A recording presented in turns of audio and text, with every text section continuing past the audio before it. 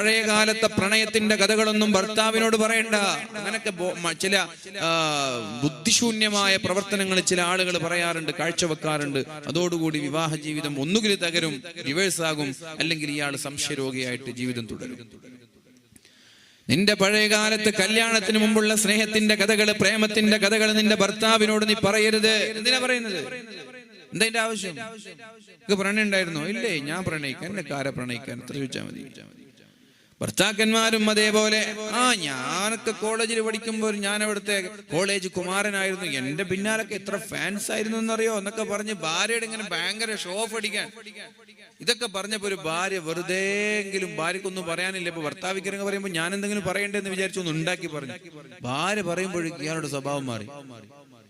ഇനി മാത്രം പ്രണയിച്ചാൽ മതിയാ, ഭാര്യക്ക് പ്രണയിക്കണ്ടേ?